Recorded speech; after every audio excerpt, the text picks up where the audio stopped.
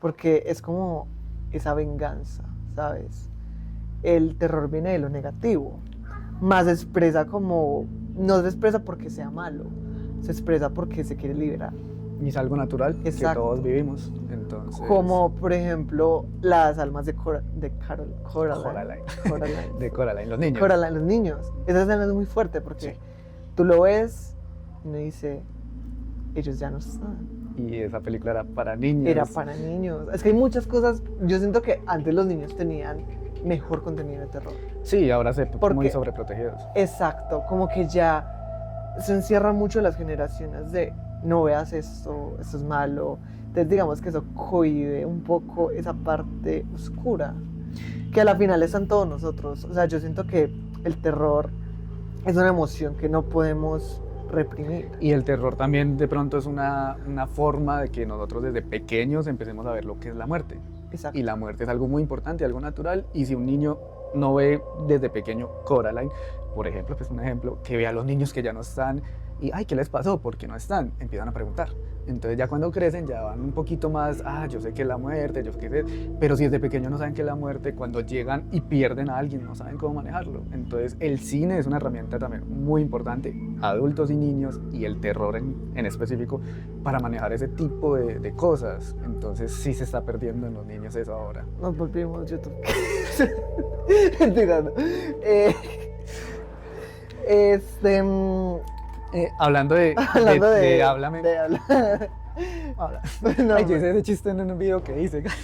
Bueno, hablando de Háblame, haciendo las curiosidades, lo que usted decía, que Sí. todos los adolescentes son muy, se llevan lo que hablan los demás. Sí. El director cuenta que él hizo la película y se inspiró mucha parte cuando él estaba joven y veían que todos los adolescentes de su cuadra fumaban lo mismo, o así, era Como una por droga. moda. Todo lo hacían y veía como cuando lo metían se ponían muy mal y él quiso replicar eso. Esa Fue sensación. como un trasfondo. Estoy hablando de muerte, de algo Sí. supernatural, pero por debajo es una adicción. No saben cómo llevarlo y quiso mostrarlo de esa manera. Por eso es que también se fue por ese lado. Yo leí Sí, una curiosidad.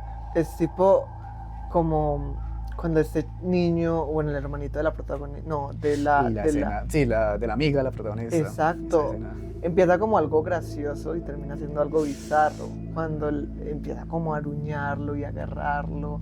Ya es turbio, la verdad. La escena del niño es muy turbia cuando se golpea. Muy turbia. Sí. Y tú viste esta película que se llama Evil Rise. Evil... Puta, la que es como... La que es mamá, que es Sonia TV. Evil Dead, la Evil última. Dead, perdón, el es remake Evil de ahora del Rise, 2020. Evil Dead, perdón, Sí, eso iba la por del Evil 2023. Sí. Esa del 2023 es buena. Sí. Es buena, aunque no sé si yo la del 2013, Evil Dead la del 2013. No la trilogía original, sino el remake que hicieron en el Sí, es el 2013. Uy, esa a mí esa me encanta. Me parece demasiado brutal. El final, cuando hay una lluvia de sangre, ella peleando con ese demonio, eso a mí me parece Muy épico. demasiado. Muy, muy buena. Es que yo siento que la sangre y todo esto, si se maneja de una manera adecuada, se ve muy artístico. Sí. Por ejemplo, El Eterno Resplandor, una película de antaño, una película que nos genera... Hay directores que usan métodos turbios, o sea, eso hay que tenerlo en cuenta. Sí. Ahí ya es como un debate entre si el director empieza a ver su proyecto como algo humano o hasta dónde está dispuesto a llevar esos personajes, porque los personajes de terror son extremadamente pesados. Vea Kubrick con El Resplandor. Exactamente, o sea, cómo llevas a una actriz al borde de la desesperación para hacer que el cine sea especial, ¿cierto? Pero lo que voy aquí es cuando se vuelve doble filo, o sea, estás destruyendo a un humano para Por que crear te un dé, personaje. exactamente, para que te dé lo que tú quieres. Incluso ese proceso de llevar a ese personaje hasta ahí es sádico. Incluso como la película lo llega a hacer. O sea, es como que cuando hablamos de personajes de terror, cuando uno empieza a hablar o a buscar o a llamar, todo lo que uno haga o exprese lo atrae. Lo digo como actor también. Sí. Entonces, cuando uno empieza a soñar con fantasmas, con gente que no está, cuando empieza a llamar a todas esas cosas, eso se va volviendo real, la verdad. Se va volviendo totalmente real y empiezas a escuchar cosas y tal vez esas cosas no están ahí, simplemente están en tu De inconsciente. pronto la mente. que te está jugando juegos. Porque a veces pasa eso, que el terror no está alrededor de uno, está dentro de uno. Entonces, de todas las películas que tú has referenciado, ¿cuáles son las que más fuertes te han parecido? Pues como de terror. Bueno, otra vez Hereditary, me parece Sí. demasiado. La Bruja, la The de Witch. The Witch. La que es con- tipo un documental. que No, es no, como- con Anya The Witch. Taylor-Joy. Anya Taylor-Joy, sí. Sí. La de... No me acuerdo el director. Bueno, esa película me parece muy brutal, muy psicológica, como también se ve el deterioro de una familia que se va de una comunidad y que están solos totalmente, solo por su religión y solo se guían por su religión, cómo se ve ese deterioro hermoso, ese deterioro de ella se ve muy santa al principio y hay una escena al final que es la misma escena, pero ella con sangre, desnuda, con su pelo suelto. Saber ese deterioro en una persona, que es una película, pero ese deterioro se puede ver en la vida real, cómo se deteriora una persona dependiendo de los factores en los que se esté moviendo, en los que esté viviendo, me parece muy brutal. Esa película me gusta mucho. ¿Qué otra película que me parece fuerte? Ya si me voy al lado pesado del terror, a Serbian Film, Ujú. esa película, yo creo que es la película más pesada de terror que he visto en la vida. Esa es sobre. No la he visto. Me voy a tirar un spoiler. Es de un, Sí. es de un actor porno que necesita trabajo. Él se mete a hacer muchas cosas, muchas. En eso tiene que viola a un bebé, pero enmascarado, Ok. bueno, todo, él no sabe quién es. Al final se da cuenta que violó al propio hijo. Esa película es, tiene que verla, es lo Bueno. más feo, lo más pesado que he visto en la vida en terror es esa. Está 120 días en Sodoma, Ah, ok. Sí. también es pesada. Ese terror. Yo siento que, bueno, a veces pasa con los remakes, con las secuelas de terror que extienden mucho la esencia de las cosas y dejan de tener la esencia. Es como cuando usted deja destapada una loción. Primero, o sea, está concentrada y esa loción se va perdiendo esa esencia. Hay muchas sagas que son así. Sí, Como por muchísimas. ejemplo, una que yo traigo a colación es Saw. Saw. Saw. ¿sabes? Que, o sea, tiene su fórmula y uno entiende que el muñeco es lo principal, pero... O Annabelle, por ejemplo. La franquicia del Conjuro. La es franquicia el del perfecto ejemplo. Sí. Mm. La monja... ok. Malísima. Malísima, no. Empezamos con pesos pesados. Malísima. Digamos, a mí el Conjuro 1 ¿Sabes? me gusta ¿Llegaste mucho. a ver La Monja 2? La que salió, la más Sí. reciente. ¿Sabes? Lastimosamente. No, pero ¿sabes algo? De eso, lo único que me generó más terror que la misma película fueron los créditos de la película. ¿Por qué? Porque los créditos son un puto documental. Y todo se ve como si fuera... Todo se ve real, marico. Eso no... O sea, si usted ve los créditos de La Monja 2, dan más miedo que toda la película, Vea, literalmente. pues. Porque ves, por ejemplo, que el libro quemándose, que, o sea, pero lo ves y sabes que son cosas de archivo, cosas ocultas, cosas que pasaron en la vida Sí, se real. supone que son reales. Y al escuchar el sonido, ver visualmente que sabes que es algo que ocurre o que ocurrió, eso tiene mucho más impacto que todo el resto de la película. Entonces a lo que voy, ¿por qué no coges eso de la misma puta franquicia? Pero me lo cuentas de otra manera. Ese es el problema, porque quieren hacer la misma fórmula para que sea comercial y para que vaya gente. Les da miedo arriesgarse. Le da miedo asustar de Les da verdad. miedo asustar, Les da ¿verdad? miedo generar terror real. Ellos quieren generar plata, no terror. Ese es el Hablando problema. el tema de brujas, Y la bruja de la bruja de Blair. Ahí no dijo. Brujas y brujas, ¿cierto? Este mes se presta mucho para esos temas místicos. ¿Alguna vez has tenido alguna experiencia o has escuchado alguna anécdota de alguien que haya hablado, que haya tenido eso con brujas? O...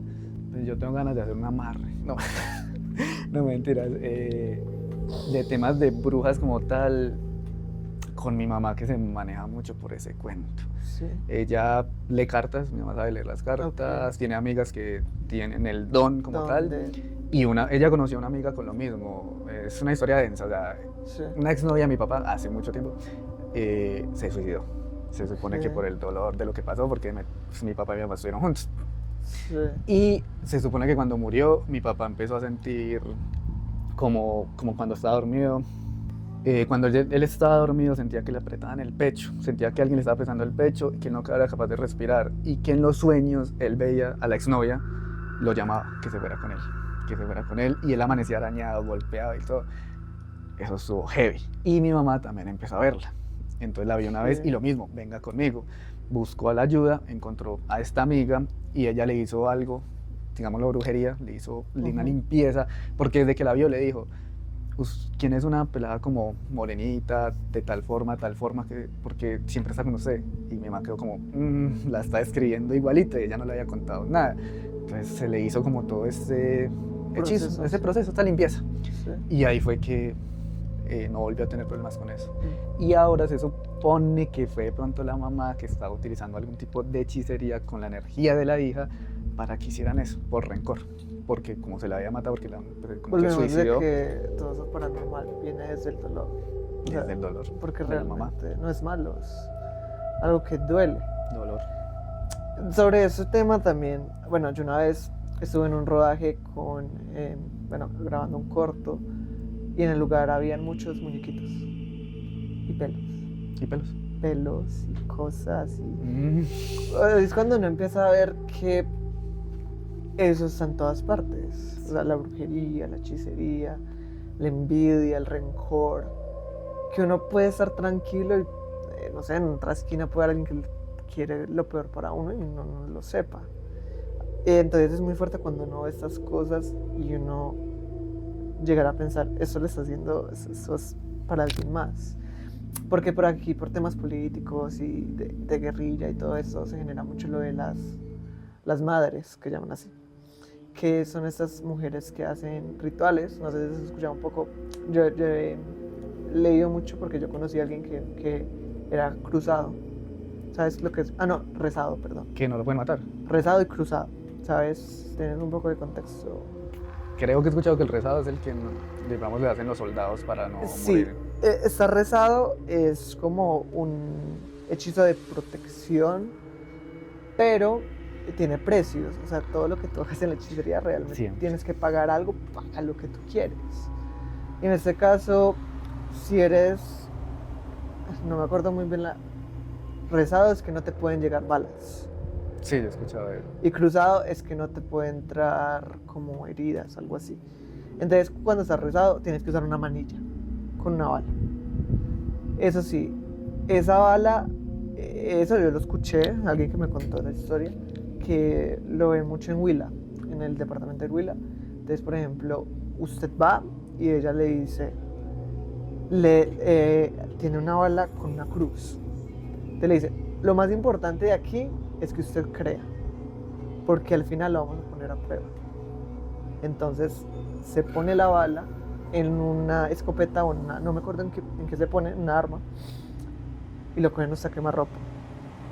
Obviamente primero lo empiezan le hacen unos rezos a la bala y usted empieza a sentir, dicen, o eso me contaron, que alrededor de usted hay mucha gente. O sea, se empieza a sentir que todo se empieza a llenar. Entonces cuando uno siente eso, usted lo ponen de espaldas. Entonces cogen la bala que rezaron y lo apuntan y disparan. Se supone que la bala a usted no le entra. Si usted cree. Si usted no cree, chao. Entonces, ¿qué pasa? Esa misma bala que ponen a prueba, la hacen una manillita. Esa manillita usted la tiene que cargar siempre. Eso sí, es una regla como del rezado y cruzado. Si usted se la quita, usted le va a ver mal. Entonces, digamos, mientras usted tenga la manilla, usted no le va a pasar nada. O sea, nadie lo puede herir, nadie le puede hacer daño. Por eso lo usan muchos políticos, gente que sabe que lo están persiguiendo, militares, sobre todo, utilizan este método para sobrevivir. Pero, ¿qué pasa con esto? Esto tiene la connotación. Se supone que cuando se acabe la protección, no es eterna, hay que renovarla. Cuando se acabe esa protección, se puede morir peor y de una forma más violenta. Entonces, se escucharon muchas historias de, por ejemplo, bueno, esas sí las vi en TikTok, entonces me pareció. La otra me la contó alguien, pero esa sí la vi, pero se conectaban mucho, entonces yo dije, puta, eso sí es verdad.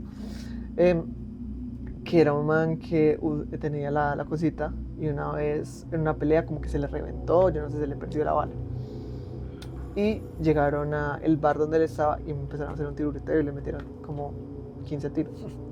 A lo que voy con esto es que es una realidad, lo de ser cruzado, ser rezado.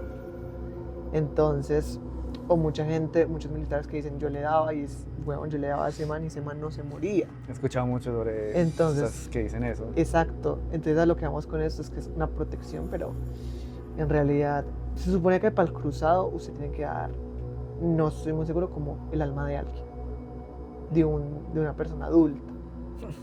Exactamente cómo funciona o si matan a alguien, no sé. No sé. ¿Será un ritual de Sí. pronto? Hablando de eso, una vez me pareció algo muy curioso, algo aquí, pues mi papá tiene una tienda, ¿cierto? Yo le ayudo mucho, bueno, le ayudaba antes mucho a él. Y cuando era octubre, una vez vino un man y me pidió una vela negra. Pero él necesitaba esa vela negra, o sea, él no la quería, él la necesitaba. Urgente. Entonces yo le decía, pues, no sé, velas negras no tengo blanca, tenía muchos colores.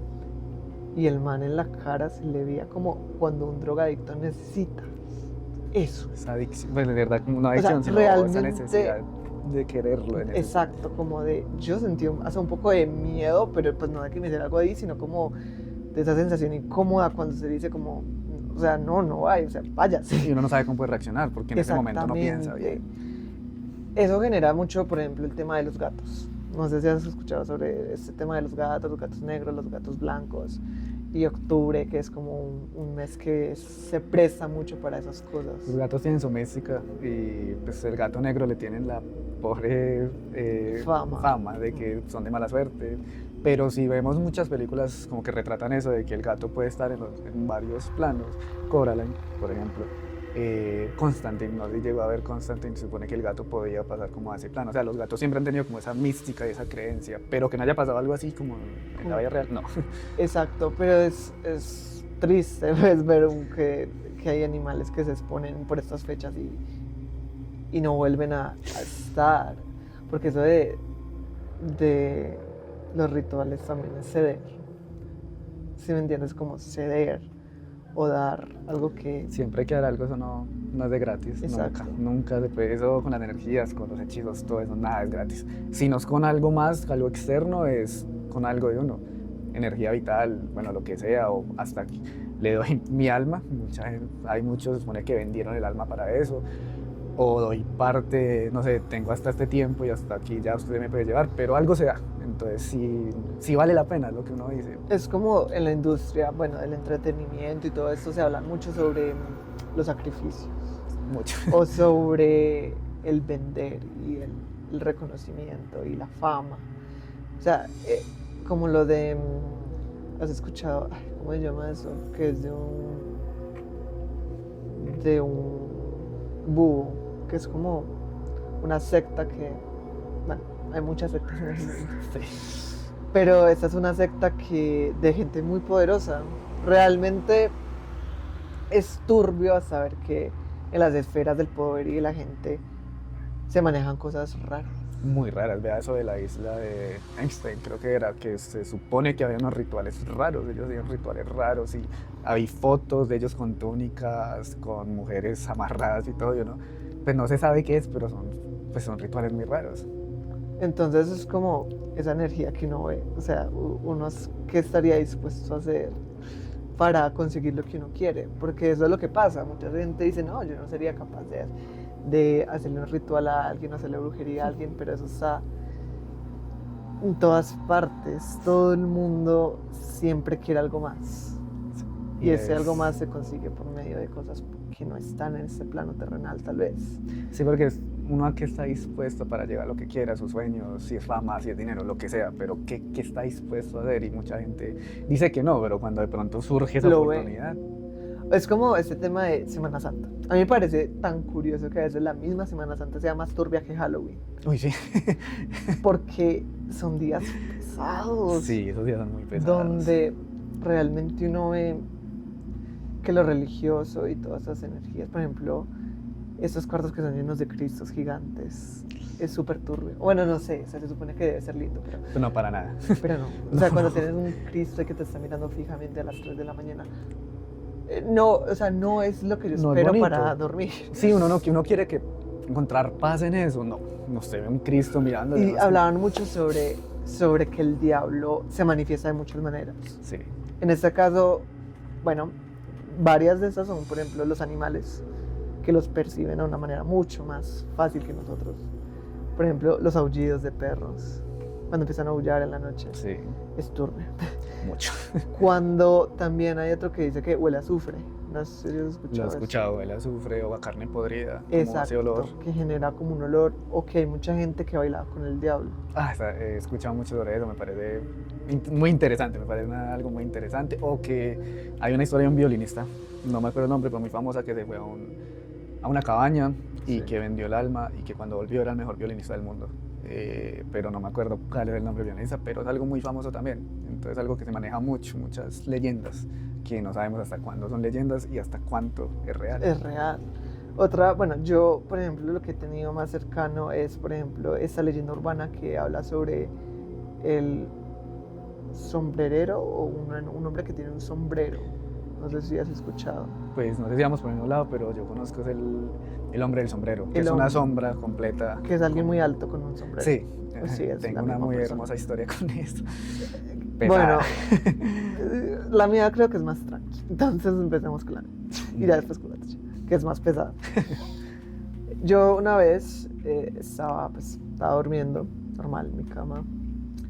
Y pues yo tengo dos ventanas muy grandes. Entonces pues desde la ventana donde estoy se ve todo. Yo estaba tratando de dormir, eran como las 2 de la mañana, cuando yo a lo lejos veo a alguien. No sabía si era hombre o mujer, no sabía qué era, solo veía a alguien que estaba caminando. Muy lento, muy tranquilo, pero pues solo.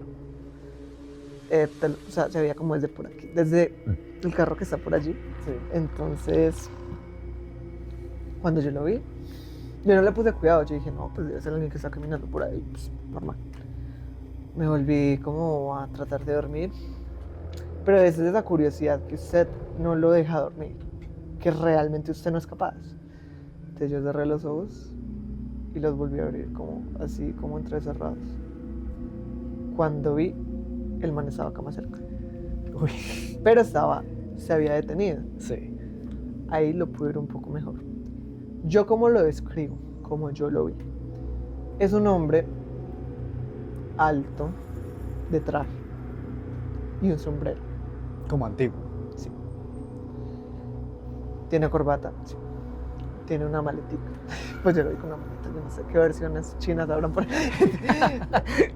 Bueno, el caso es que yo lo vi y me generó un impacto cuando lo vi. Yo cerré los ojos y cerré las manos así como fuerte y dije, es normal, es normal, es normal, es normal. Cuando cerré y volví a mirar, estaba cerca, se acercaba, se acercaba, se acercaba. Lo peor es que estaba en dirección hacia la ventana donde yo estaba. Es como si estuviera mirándome fijamente, todo el tiempo. Es como si cada vez estuviera más cerca. Entonces yo me sentía como con ganas de salir corriendo de ahí. Hasta que lo vi, y te lo juro que yo sentía que ya estaba en la baranda que ves acá abajo. Ahí. Allá para entrar. Yo en ese momento me eché la cobija, yo no sé esa protección milagrosa que uno cree que va a pasar cuando se echa la cobija, que es pura mierda. Entonces me eché la cobija. Y yo trataba como de no. Cuando entonces yo solo sentí que había alguien detrás de mi cama. Entonces escuché como ponía la mano encima del cabezal de donde es de madera. Y así es. Siento que aparecerá alguien detrás de mí. Y entonces yo me giro. Estaba ahí. Se sienta a mi lado. Me toca la cabeza. Cuando hace eso, yo sentí que a mí se me iba a salir el corazón. Se lo juro. Yo sentí que... Yo me sentía pálido. Yo sentía que el corazón no me dejaba más. Cuando giré, misma, solo se sentó, me miró y me tocó y se fue. Y ahí escuché el silencio más abrumador que he escuchado en toda mi vida. Bueno, digamos que esa fue mi versión, o bueno, mi historia, no sé si lo tuya haya sido. Bueno, así resumidita, porque pasaron muchas cosas, pero pues, yo vivo en un conjunto. Sí. Un momento a otro, todos pues, estábamos muy pelados, 12 años, nosotros manteníamos por ahí jodiendo, y de un momento a otro empezamos a ver una sombra. No sabíamos quién era alguien desconocido, nosotros nos conocemos todos allá, quién es, no alcanzamos a ver bien. Hasta que un día todos estamos reunidos, miramos para abajo y vemos a alguien alto, con un sombrero como antiguo, como un traje antiguo, pues no tenía nada más, solo estaba él parado. ¿Qué? Nosotros, ¿quién es ese? Hagámonos los dos, ¿qué está pasando? Cuando volví a mirar ya no estaba, normal. Un día con mi mejor amigo, caminando, nosotros miramos y cuando volvimos a mirar, estaba ahí parado, mirándonos. Era como que todo era oscuro, una sombra, hasta que tenía dos punticos blancos, como los ojos. Sí. Nosotros como que, ¿qué es eso? Y nosotros estamos ahí y nos dio mucho miedo. Él no hizo nada, él solo estaba parado, pero nos dio tanto miedo que salimos corriendo. Él no habla. Él solo estaba ahí parado, todo. Entonces nosotros empezamos a decir eso en el conjunto. A los papás, todo, está pasando esto. No nos creyeron. Todo siguió, nosotros seguimos viendo lo mismo, eso estaba por ahí, hasta que una vez lo vio un adulto. Entonces ya el primer adulto lo dijo, normal. Seguimos, otra vez, otro adulto, hasta que un adulto llegó muy tarde y sentía que lo estaban persiguiendo. Él se metió, no siguió para la casa porque se quería esconder, empezó a esconderse, y que él sintió en una parte cuando ya arrancó para la casa, que pudo como salir, que lo agarraron. Normal, llegó a la casa, porque era un tío de mi mejor amigo, cuando mostró tenía como un pequeño arañón, como cuando lo agarran queda el morado y también como arañón. Entonces ahí sí fue como, ahora sí creemos porque son adultos, ¿qué está pasando? Se hizo como una reunión de la junta, del conjunto, todo, y trajeron un padre, que porque había que exorcizar. Okay. Lo pusieron en el kiosco, parce, y estaban ahí los adultos, los niños pudimos llegar a ver. El padre empezó a decir sus cosas. El kiosco tiene como una entradita aquí para guardar cosas. Esto se empezó a mover, como si alguien se quisiera salir de allá, o sea, como si estuviera tratando de abrir eso con toda. Nosotros, un niño, pues 12 años, uy, ¿qué está pasando? Y el padre seguía, pues hizo todo este exorcismo, hasta que después de eso, ¡puf!, no volvió a pasar, no volvió a aparecer. Okay. Eso pues nos dejó tan traumados que yo después para el canal, yo empecé con el canal porque yo me quería hacer Dross, y empecé a hacer historias como de terror, yo las escribía y las hacía. Sí. Y yo dije, ¿por qué no escribo sobre el hombre del sombrero? Entonces yo le hablé a mi mejor amigo, voy a buscar imágenes para inspirarme. Cuando llego a internet, pongo hombre del sombrero, ¡fua!, chorrero de gente que lo haya visto. Yo, uy, ¿cómo así? Entonces yo, ¿qué sé? ¿Cómo así? Y era el hombre del sombrero y todos hombre del sombrero. Entonces, y yo, es que esto yo nunca había investigado. Y fue pues muy impactante saber que otras personas en todo el mundo lo habían visto. Y yo me puse a escribir la historia. Yo escribí una historia sobre el hombre del sombrero que subí a internet. Aparte, yo he escrito mucho, pero cuando empecé a escribir esa historia, siempre que empezaba a escribir era lo mismo. Yo estaba escribiendo, se empezaba a sentir como el ambiente pesado. Y yo seguía escribiendo. Y yo sentía que en cualquier momento me iban o a tocar el hombro o alguien se me iba a aparecer atrás. Y yo estaba acá y me tocaba dejar de escribir. Yo nunca dejé de escribir. Con esa historia me demoré mucho, porque cada vez que empezaba a escribir y me demoraba mucho, el ambiente se sentía pesado, todo se sentía como aparecer algo, o sea, se me va a aparecer o estoy invocando. No sé si es que al escribirlo, al recordarlo, estoy atrayéndolo. Es como, yo siento que es una figura muy mística porque es alguien que no habla. Él solo está ahí. Él solo está. Entonces, lo que realmente uno le genera curiosidad es ¿quién es? ¿Por qué tanta gente lo ve? Por todo el mundo, por todo lado, por tanto tiempo. ¿Es solo una entidad que es muy poderosa o que todo el mundo realmente puede verlo? Es muy raro que tanta gente lo vea. Entonces es curioso. Sí, muy curioso. Es muy curioso eso. Entonces, otra cosa que me gustaría como para ir cerrando todos estos temas es cómo lo paranormal o lo terrorífico llegan a estados vulnerables, a personas que están vulnerables. Por ejemplo, personas que realmente pasan por depresiones o que están solas o que la soledad atrae esas cosas. La baja energía de las personas. Exactamente. Es como de que el estado emocional o como uno está en el momento, realmente llama. Exacto. Y esas cosas se aprovechan de uno. O sea, realmente de que uno no está muy conectado a la vida. Es, por ejemplo, eso no tiene nada que ver con el terror, pero me acuerda a eso que estoy diciendo, que es Max de Stranger Things, Max.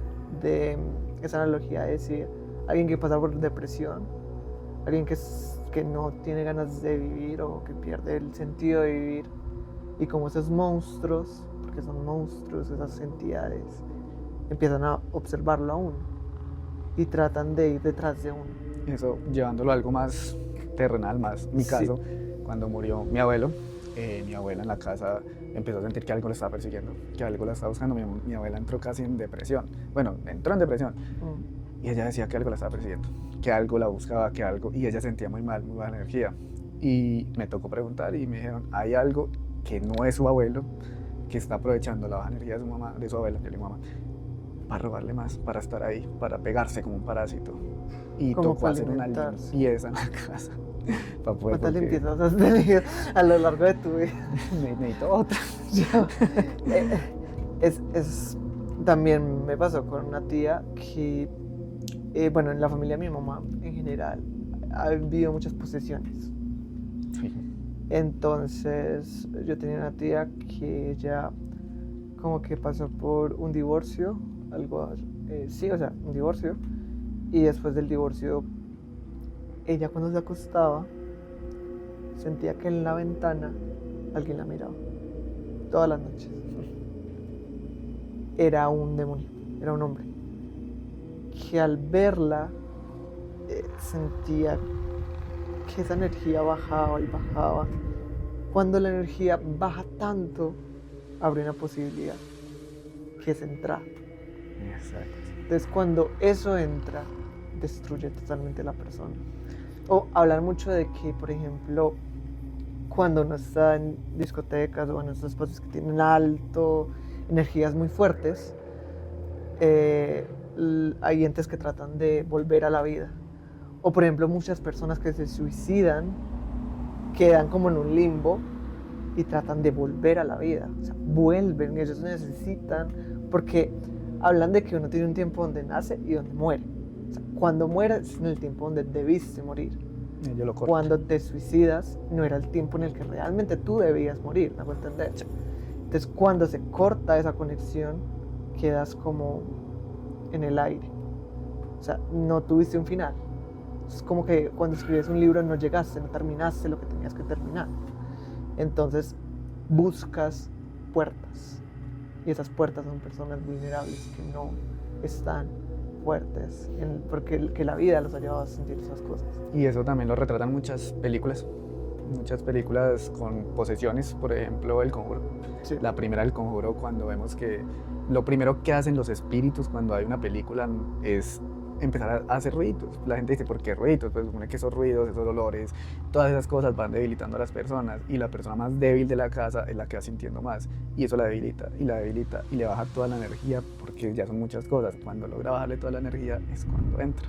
Y es lo que, sí, digamos, el exorcismo de Emily Rose. Uh-huh. Es lo mismo, se supone que le baja mucho la energía de alguna manera, y ahí es cuando entran, y ellos siempre buscan lo mismo. Entonces, bueno, ya como ya al final, porque pues siempre es un mensaje, pero pues que vamos a hablar de un mensaje de terror. Es como dar primero las gracias por estar aquí. Muchas gracias por ser parte de ese podcast, de contarnos acerca de lo que haces, porque pues, me parece muy chévere, como todas las... Yo sí las veo. No completas, pero las veo. Déjeme dudarlo. No, sí las veo. Entonces, la verdad, admiro mucho ese trabajo que haces como del análisis del cine, y pues que el enfoque sea el terror me parece muy chévere, porque no es verlo solo desde la parte de, ay, es terror y ya, sino verlo como hace parte de ti. ¿Sí me hago entender? Hace parte de lo que tú haces. Entonces, primero felicitarlo por todo ese trabajo tan bacano que se hace. Vamos a dejar por acá las redes. Epa, síganme, Gracias a edición por editor. Editor. Sí, no me mires. Ya da arroba. Cinemaniático en todas, ¿cierto? Cinemaniático, sí, en todas partes. Entonces es un placer para mí haber compartido este capítulo con usted. Y Dieguito, no, usted, muchas gracias por invitarme. Usted sabe que esto me encanta. Halloween, terror, todo eso me gusta mucho, y es un placer estar acá con usted. así que, parceros, ya saben, Este ha sido, bueno, primero de este especial de terror sobre posesiones, hechizos, películas, sueños y muchas cosas más. Nos vemos hasta una próxima. Chao.